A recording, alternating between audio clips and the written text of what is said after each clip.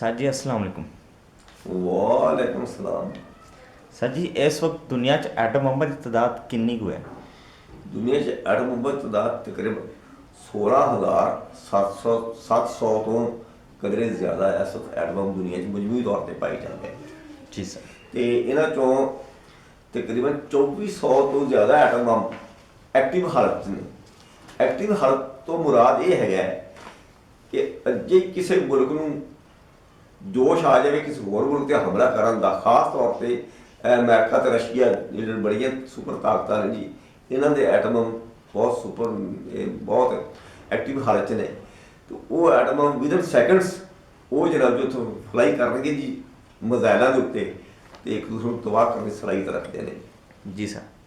Sir तुसी अक्सर अपनी तहरीरां ते गुफ्तगूआं विच आलमी एटमी जंग का जिक्र करते रहते हो, तो वो एटमी आलमी जंग छिड़न का इम्कान कित्थे किहड़े खित्ते च है ते ये किवें है?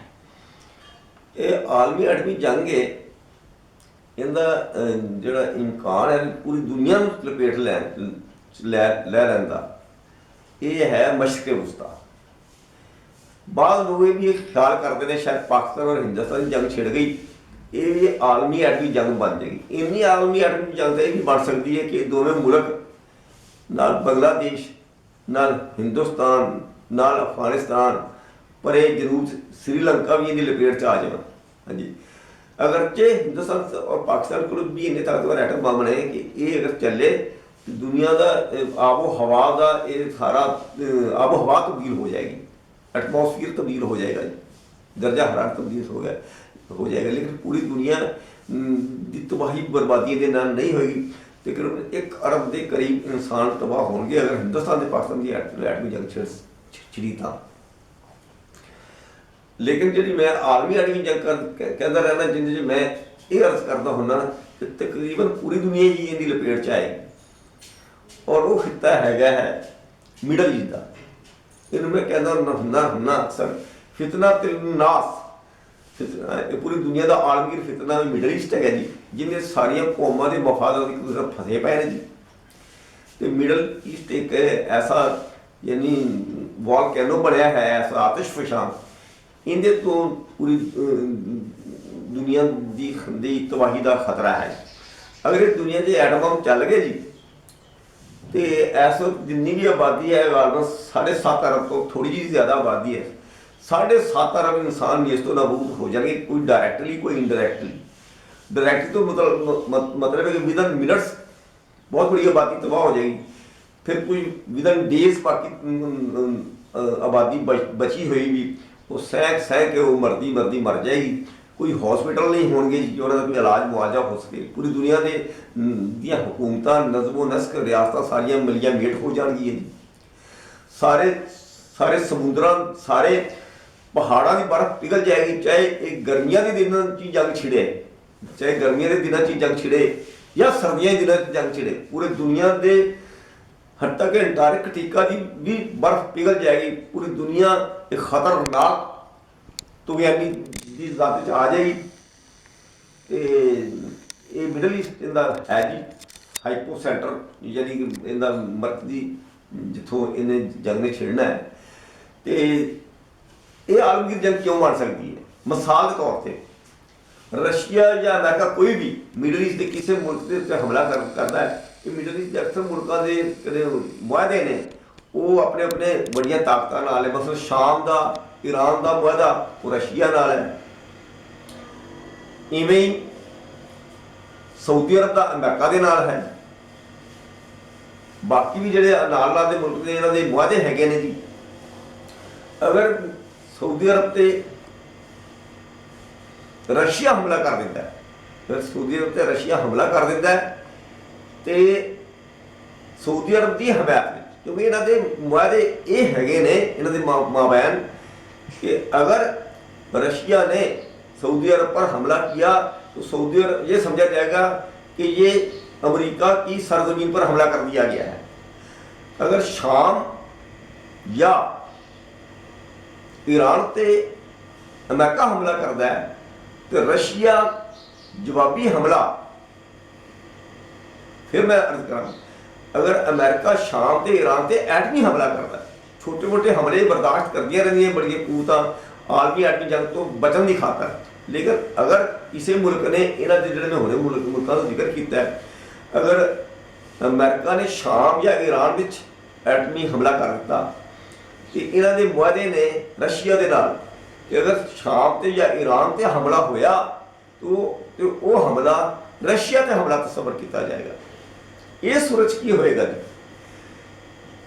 ਅਗਰ ਅਮਰੀਕਾ ਸ਼ਾਮ ਜਾਂ ਈਰਾਨ ਤੇ ਇੱਕ ਹਮਲਾ ਕਰ ਦਿੰਦਾ ਹੈ, ਕਿਸੇ ਇੱਕ ਮੁਲਕ ਤੇ ਜਾਂ ਦੋਹਾਂ ਮੁਲਕਾਂ ਤੇ ਹਮਲਾ ਕਰ ਦਿੰਦਾ ਹੈ, ਤੇ ਰਸ਼ੀਆ ਨੇ ਜਵਾਬੀ ਤੌਰ ਤੇ ਸਿਰਫ ਸਾਊਦੀ ਅਰਬ ਤੇ ਹਮਲਾ ਨਹੀਂ ਕਰਨਾ ਜਾਂ ਸਿਰਫ ਅਮਰੀਕਾ ਤੇ ਹਮਲਾ ਨਹੀਂ ਕਰਨਾ, ਬਲਕਿ ਅਮਰੀਕਾ ਤੇ, ਸਾਊਦੀ ਅਰਬ ਤੇ, ਇਸਰਾਈਲ ਤੇ ਸਾਰੇ ਯੂਰਪੀਅਨ ਮੁਲਕ ਤੇ ਹਮਲਾ ਕਰ ਦੇਗਾ ਰਸ਼ੀਆ। ਹੁਣ ਤੁਸੀਂ ਇਹ ਸਵਾਲ ਕਰੋਗੇ ਵੀ ਰਸ਼ੀਆ ਇੰਨੇ ਸਾਰੇ ਮੁਲਕਾਂ ਤੇ ਹਮਲਾ ਕਿਉਂ ਕਰੇਗਾ? ਇੰਨੇ ਸਾਰੇ ਮੁਲਕਾਂ ਤੇ ਹਮਲਾ ਇਸ ਵਾਸਤੇ ਕਰੇਗਾ ਕਿ ਅਮਰੀਕਾ ਦੇ ਜਿਹੜੇ ਐਟਮ ਬੰਬ ਨੇ ਉਹ ਸਿਰਫ ਅਮਰੀਕਾ ਅੰਦਰ ਹੀ ਨਹੀਂ ਹੈਗੇ, ਮਗਰਬੀ ਮੁਲਕਾਂ ਦੇ ਤਰੱਕੀ ਯਾਫਤਾ ਮੁਲਕਾਂ ਵਿੱਚ ਜਿਹੜੇ ਐਟਮ ਬੰਬ ਰੱਖੇ ਹੋਏ ਨੇ, ਜਿਹਦੇ ਚ ਅਕਸਰ ਐਟਮ ਬੰਬ ਐਕਟਿਵ ਹਾਲਤ ਮੌਜੂਦ ਨੇ। ਅਗਰ ਰਸ਼ੀਆ ਇਹ ਕਰਦਾ ਕਿ ਸਿਰਫ ਵਾਸ਼ਿੰਗਟਨ ਤੇ ਹਮਲਾ ਕਰਦਾ ਹੈ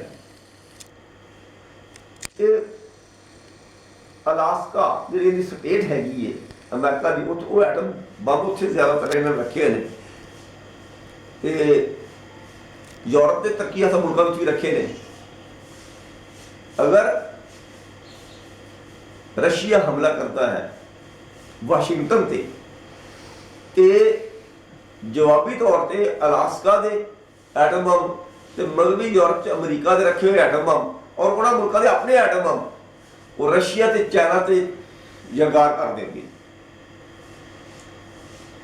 ਉਹ ਕਿਉਂ ਯਲਗਾਰ ਕਰਨਗੇ? ਇਸ ਵਾਸਤੇ ਕਿ ਜਿਹੜੇ ਵੀ ਕੂਵਤ ਨੇ, ਜਿਹੜੇ ਵੀ ਮੁਲਕ ਬੜੀ ਸੁਪਰ ਪਾਵਰ ਨੇ ਹਮਲਾ ਕੀਤਾ, ਉਹਨੇ ਇੱਕ ਅੱਧੇ ਐਟਮ ਬੰਬ ਨਾਲ ਨਹੀਂ ਕਰਨਾ, ਉਹਨੇ ਹਜ਼ਾਰਾਂ ਐਟਮ ਬੰਬ ਫੈਂਕ ਦੇਣੇ ਨੇ ਤਾਂ ਕਿ ਮੁਖਾਲਫ ਕੂਵਤ ਦੀ ਮੁਲਕ ਦੀ ਕੂਵਤ ਨੂੰ ਮੁਕੰਮਲ ਤੌਰ ਤੇ ਪਾਸ਼ ਕਰ ਦਿੱਤਾ ਜਾਵੇ। ਇਹ ਜਿਹੜਾ ਇਸ ਤਰ੍ਹਾਂ ਦਾ ਹਮਲਾ ਹੋਣਾ ਹੈ ਪੂਰੀ ਦੁਨੀਆ ਨੂੰ ਆਪਣੀ ਲਪੇਟ ਲੈ ਲਏਗਾ ਜੀ। ਜਿਸ ਤਰ੍ਹਾਂ ਮੈਂ ਪਹਿਲੇ ਵੀ ਅਰਜ਼ ਕਰ ਚੁੱਕਿਆ, ਇਹਦੇ ਖਰਬਾਂ ਟਨ ਇਹਦੇ ਤੋਂ ਜਿਹੜੀ ਅਟਾਮਿਕ ਸੂਟ ਨਿਕਲੇਗੀ ਉਹ ਜਨਾਬ ਪੂਰੀ ਦੁਨੀਆ ਨੂੰ ਆਪਣੀ ਲਪੇਟ ਲੈ ਲਏਗੀ। ਬਹੁਤ ਤਵੀਲ ਅਰਸੇ ਵਾਸਤੇ ਸੂਰਜ ਨਜ਼ਰ ਹੀ ਨਹੀਂ ਆਏਗਾ ਜੀ। ਜ਼ਮੀਨ ਦਾ ਦਰਜਾ ਹਰਾਰਤ ਕਈ ਲੱਖਾਂ ਦਰਜੇ ਸੈਂਟੀਗ੍ਰੇਡ ਹੋ ਜਾਏਗਾ ਜੀ। ਤੁਹਾਨੂੰ ਸ਼ਾਇਦ ਪਤਾ ਹੈ ਜਾਂ ਨਹੀਂ ਪਤਾ ਕਿ ਐਟਮ ਬੰਬ ਦਾ ਦਰਜਾ ਹਰਾਰਤ 1 ਕਰੋੜ ਸੈਂਟੀਗ੍ਰੇਡ ਹੈ। 1 ਕਰੋੜ ਸੈਂਟੀਗ੍ਰੇਡ 1 ਕਰੋੜ ਸੈਂਟੀਗ੍ਰੇਡ ਤੇ ਕੋਈ ਚੀਜ਼ ਵੀ ਬਚੇਗੀ ਨਹੀਂ। ਕੋਈ ਔਰ ਸਵਾਲ ਕਰਨਾ ਚਾਹੁੰਦੇ ਹੋ ਤਾਂ ਸਵਾਲ ਕਰ ਸਕਦੇ ਹੋ। ਮੀਨ ਕਿ ਸਾਰੀਆਂ ਚੀਜ਼ਾਂ ਪਿਘਲ ਜਾਣਗੀਆਂ? 1 ਕਰੋੜ ਸੈਂਟੀਗ੍ਰੇਡ ਬਹੁਤ ਜ਼ਿਆਦਾ ਹੈ ਨਾ, ਪਿਘਲ ਨਹੀਂ ਜਾਣਗੀਆਂ। ਪਹਿਲਾਂ ਸੁਣਨ ਦੀ ਕੋਸ਼ਿਸ਼ ਕਰੋ। ਬੜਾ ਠੀਕ ਸਵਾਲ ਕੀਤਾ, ਰੈਲੇਵੈਂਟ ਸਵਾਲ ਹੈ। ਅੱਜ ਤੋਂ ਕੋਈ 40-50 ਸਾਲ ਪਹਿਲੇ ਨਾ ਫਿਜ਼ਿਕਸ 'ਚ ਪੜ੍ਹਾਇਆ ਜਾਂਦਾ ਸੀ, ਸਾइंस ਵਿੱਚ, कि मादा 4 हाथों में पाया 3 हाथों में पाया जाता है, ठोस माया गैस। लेकिन एक चौथी सूरत भी दरियाफ्त हुई है, वो है plasma. Plasma plasma most rarefied form of matter है, बहुत ही लतीफ शक्ल है कि जो एटम बंबा की बरसात हुई चीज़ां पिघल नहीं जाणगियां जी, चीज़ां इवैपोरेट हो जाणगियां, चीज़ां बखारात बन जाणगियां, उन्हां दा वो वजूद चों अदम च चलियां जाणगियां। हाँ जी, यानी पंजाबी च कहते कख नहीं रहेगा, कख तो भी एक अगली सूरत हैगी जी, कुछ भी नहीं रहना। हाँ जी, नथिंगनेस हो जाएगी जी, सफाया हो जाएगा। हाँ, जमीन के बहुत सारे खिते यानी स्टोन एज तो भी कहीं पिछले चले जाएंगे। 50,000 साल की तहजीबों तो बदल जी पिछे इरतकाब पजीर हुण तक असीं जिहड़ियां सारियां अचीवमेंट्स हासिल कीतियां ने सारियां बर्बाद हो जाएंगी जी। किधरे किधरे टावा किधरे कोई चीज़ बचेगी जी। हाँ जी, वरना बहुत बड़ी आबादी मारी जाएगी जी। अगर आलमी जंग हुणे ही आलमी जंग छिड़ जाती है तो ऐसे आबादी दे ਟੋਟਲ ਆਬਾਦੀ ਦੇ 7.5 ਅਰਬ ਇਨਸਾਨਾਂ ਦੇ ਕਤਲ ਔਰ ਹਲਾਕ ਹੋ ਜਾਂਦਾ, ਯਾਨੀ ਕਿ ਇਹ ਮਤਲਬ ਹੋ ਜਾਣੀ ਹੈਗੀ ਜੀ, ਤੇ ਬਹੁਤ ਕਮ ਆਬਾਦੀ ਬਚੇਗੀ ਜੀ ਜੀ।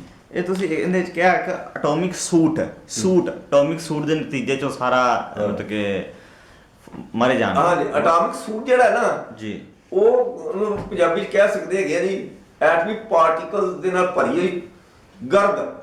ਹਾਂਜੀ, ਗਰਦ ਜਿਹੜਾ ਇੱਥੇ ਇੰਨਾ ਅਟਾਮਿਕ ਬੰਬਾਰਡਮੈਂਟ ਹੋਣੀ ਹੈ, ਉਹ ਜਿਹੜੇ ਇਹਦੀ ਜਿਹੜੀ ਇਹ ਅਟਾਮਿਕ ਪਾਰਟੀਕਲ ਦੀ ਨਾਲ ਕੰਟੈਮੀਨੇਟਡ ਜਿਹੜੀ ਧੂੜ ਉਡੇਗੀ ਜਨਾਬ ਜੀ, ਉਹ ਐਸੀ ਖਤਰਨਾਕ ਹੈ ਉਹ ਵੀ ਜੀ। ਹਾਂਜੀ, ਉਹ ਇਨਸਾਨਾਂ ਨੂੰ ਜਿਹੜੇ ਬਚ ਵੀ ਗਏ ਨਾ ਜੀ, ਉਹ ਵੀ ਸਹਿ ਕੇ ਮਰਨਗੇ जी। ਹਾਂਜੀ जी। बस सर इतने ही सवाल थे आपसे जो आपने, ठीक है, मेहरबानी आपका, ठीक है, थैंक यू। ठीक। अस्सलाम वालेकुम। वालेकुम सलाम जी, वालेकुम।